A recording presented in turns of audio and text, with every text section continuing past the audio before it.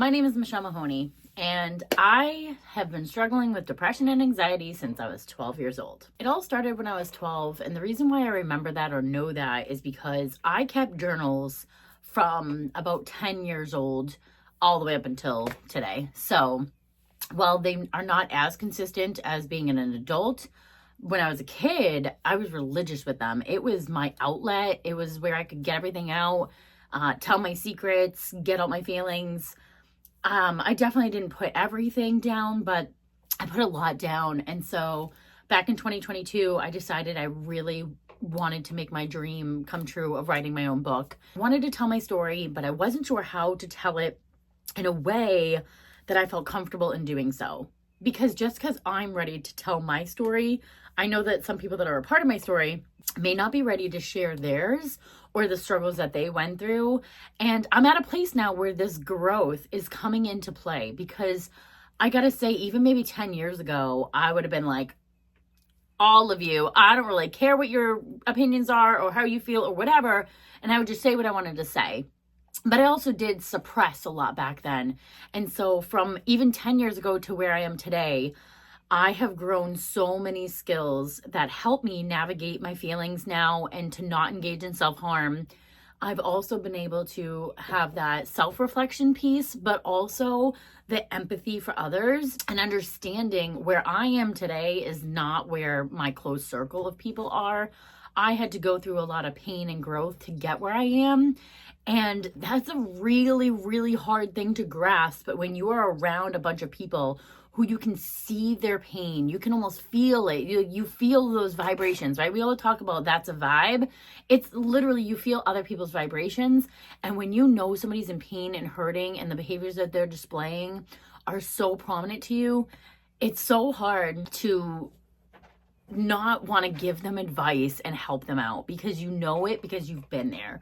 So when people talk about all these skills sets and mindset changes and mentoring and things like that, it's because we've been in that dark, dark place, and we've been in the moment where you are now, or whoever you're speaking to is. And so for me, that is something I'm so deeply passionate about. So when I went to share my book, I chose to do it in a dark poetry form, because I literally took pieces from my journals growing up, and I was able to tell my story in a way that I felt comfortable doing, in a way that didn't necessarily throw anyone else under the bus. Like, the people who deeply, deeply affected me and hurted me and were a part of my childhood traumas, that is on them to go ahead and get the help that they need and get the fixings that they need and seek out the help.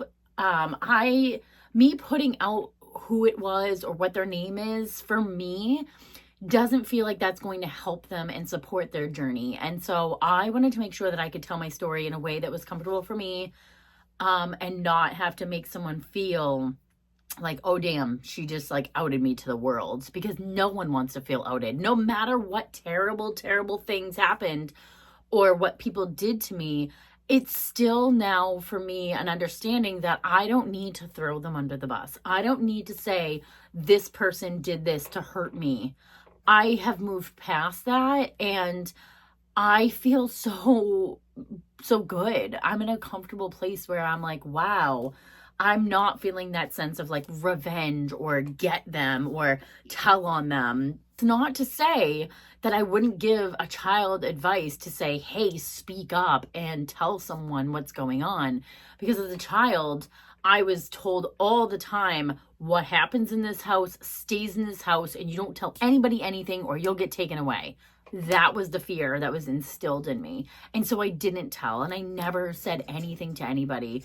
And I do regret that. I wish that I had that more support to say, if something's happening, you don't tell somebody. And it's not that I didn't hear it. I heard it on the after school special, and there was counselors in school, but I don't know those people. I know my family, and I know what they provide me, and you trust them and love them, and no matter what is happening, like, you listen to your parents, like, but I'm not placing blame on my parents, because I know now and understand that my parents could only parent the best way they knew how, and I can't even imagine their childhood and what they were told and what they were brought up with and what they experienced, because I wasn't there.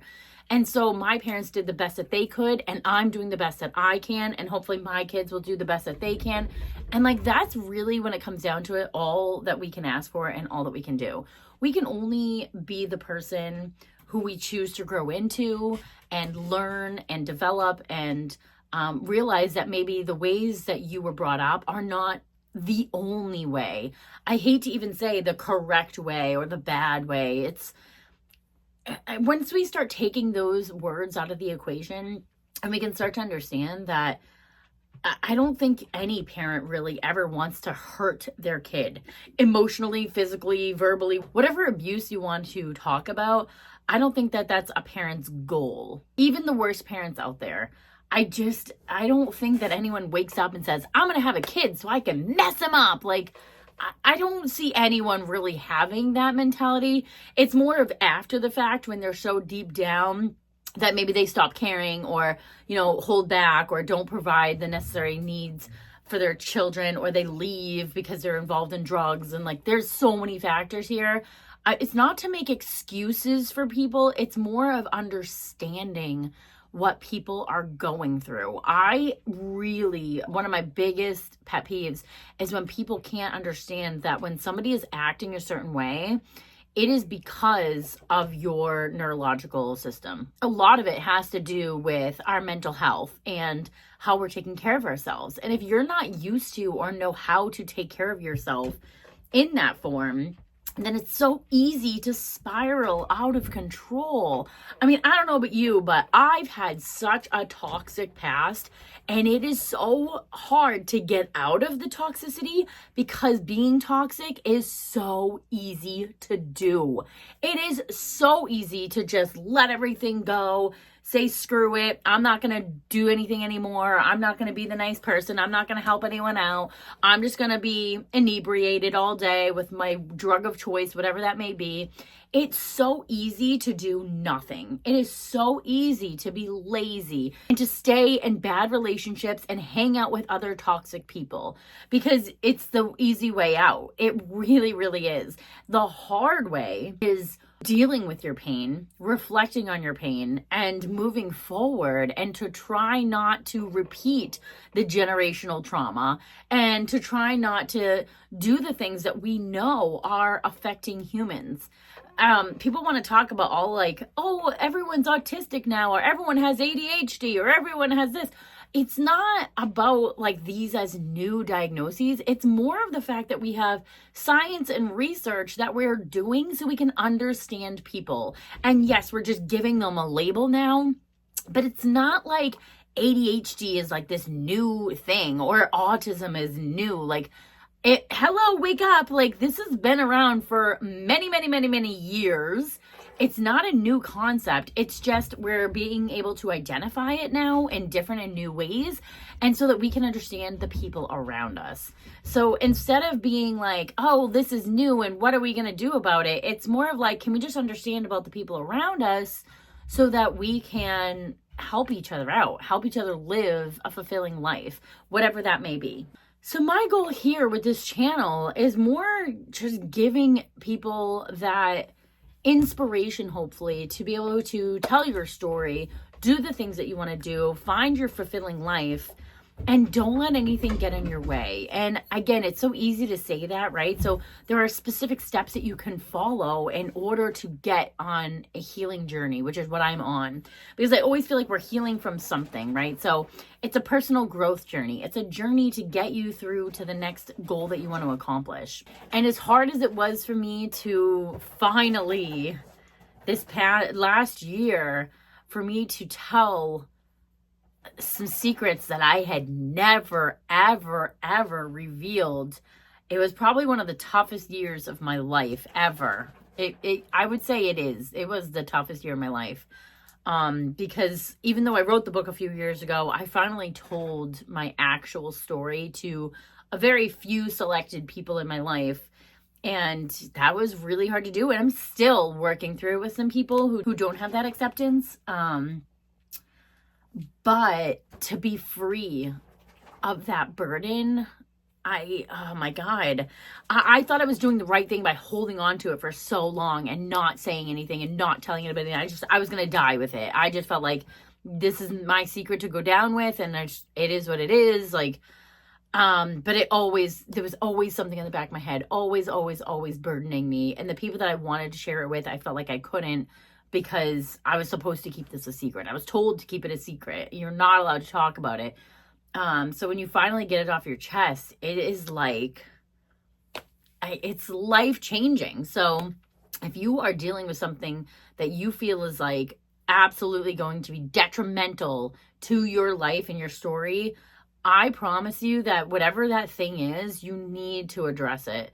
Whether that's going to therapy, journaling, seeking out anyone to talk to. Yes, a medical professional is great, but really, like, you need to tell somebody to get that secret out of your body. We, like, physically, our body is changed when we are stressed, and our brain now makes that connection, right? So, like, the scientific part of it, I can't explain because I'm not a scientist or a medical professional. But what I will say, and what I do know from studying and research, is that, like, everything is all connected. Your body is all working together to keep you safe and healthy.